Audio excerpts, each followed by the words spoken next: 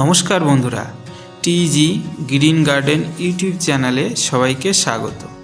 আশা করছি তোমরা সবাই সুস্থ আছো, ভালো আছো।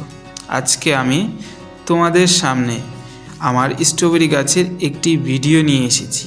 যারা আমার এই ভিডিও দেখছো তারা অবশ্যই আমার চ্যানেলটি সাবস্ক্রাইব করে নিও। আমি আজকে স্ট্রবেরি গাছ রোপণের কিছু তথ্য তোমাদের সামনে উপস্থাপন করব, আর এই গাছ করার সহজ পদ্ধতি তোমাদের জানাবো। এই ফলটি যেহেতু ঠান্ডার দেশের ফল, তাই গরম এই গাছ একদমই পছন্দ করে না। তাই আমাদের দেশে ঠান্ডার আগে আগে মানে শরৎকাল বা সেপ্টেম্বর মাসের শুরুর দিকে এই গাছ লাগালে ভালো হয়। তবে গোটা সেপ্টেম্বর মাসই এই গাছ লাগানোর জন্য উপযোগী। যত আগে আগে গাছ লাগানো যাবে তত তাড়াতাড়ি ফুল ও ফল আসবে। তোমরা দেখতে পাচ্ছ যে আমার এই গাছগুলির বয়স সবে 1 মাস মাত্র। কত সুন্দর গ্রোথ চলে এসেছে। যারা এই ভিডিও দেখতে দেখতে ভাবছো যে তবে এই গাছের চারা আমরা কিভাবে তৈরি করব বা কোথা থেকে পাবো, তাদের জন্য আমি বলে রাখি, এই গাছের চারা তৈরির দুটি প্রধান পদ্ধতি আছে।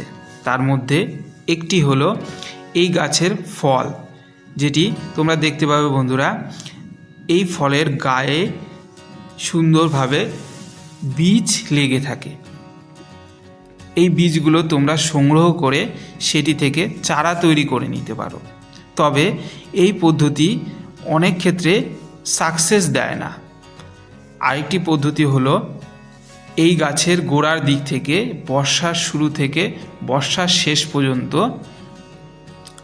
লতির মতো বা সুতোর মতো এক রকমের শিকড় বের হয়।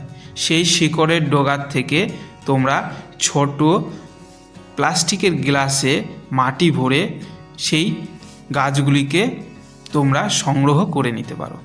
আর যাদের পুরনো মাদার গাছ থাকবে না, তারা তোমাদের বিশ্বস্ত যে কোনো নার্সারি থেকে বা পার্শ্ববর্তী নার্সারি থেকে ভালো মানের স্ট্রবেরি চারা তোমরা সংগ্রহ করে সেপ্টেম্বরের মাসের শুরুর দিকে তোমরা তোমাদের বাড়ির টবে রোপণ করে নিতে পারো। এরপরে আসছে বন্ধুরা মাটি প্রস্তুতি। এই গাছটি সাধারণত যে কোনো মাটিতেই হয়, তবে বেলে দোআঁশ মাটি হলে খুবই ভালো হয়। প্রথমত তোমরা তোমাদের বাগানের বা তোমাদের বাড়ির যে কোনো জায়গার থেকে ভালো মানের মাটি নিয়ে নেবে এবং এই মাটির সঙ্গে তোমরা 1:1 মানে হাফ মাটি নেবে, হাফ পচা গোবর সার বা ভার্মি কম্পোস্ট নিয়ে নেবে।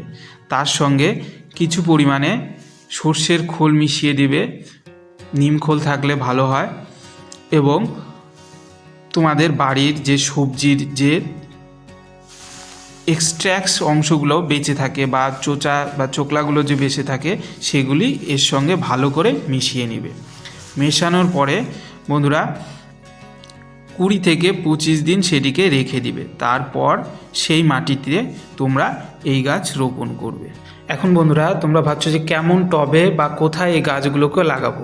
দেখতে পাচ্ছ বন্ধুরা, আমি ছোট্ট ছোট্ট বালতিতে এই গাছগুলিকে লাগিয়েছি। তোমরা যে কোনো ধরনের টব বা 5 লিটারের জলের ড্রাম যে কোনো কিছুতেই, যে কোনো টবেই তোমরা এই গাছকে লাগাতে পারো। শুধু তোমাদেরকে দেখতে হবে প্রচণ্ড রৌদ্র যে জায়গায় লাগে সেই জায়গায় এই গাছগুলিকে না রেখে একটু ছায়াযুক্ত জায়গায় রাখবে। যখন শীত পড়ে যাবে তখন এই গাছগুলিকে রৌদ্রে নিয়ে আসবে। আর বন্ধুরা এই গাছের যত্নের জন্য অন্য কোনো রকম সার ওষুধের প্রয়োজন পড়ে না। তোমরা যেহেতু মাটিতে তৈরি করবে গোবর সার বা ভার্মি কম্পোস্ট দিয়ে, তাই বন্ধুরা আর কোনো সার লাগবে না। শুধু 1 সপ্তাহ 10 দিন পর পর সর্ষের খোল পচা জল দিলেই হবে। দেখবে বন্ধুরা তাতেই তোমাদের গাছগুলো কি সুন্দর গ্রোথ চলে আসবে। আর এই গাছে পোকামাকড়ের দিক দিয়ে তেমন কোনো অসুবিধা লক্ষ্য হয় না। তবে মাঝে মাঝে তোমরা নিম তেল স্প্রে করবে, তাতেই এই গাছ ভালো থাকবে। বন্ধুরা আমার এই ভিডিওটি সম্পূর্ণ দেখার জন্য তোমরা এমন সুন্দর সুন্দর ভিডিও পাওয়ার জন্য আমার চ্যানেলটি অবশ্যই সাবস্ক্রাইব করে রাখবে। তোমরা সুস্থ থেকো, ভালো থেকো।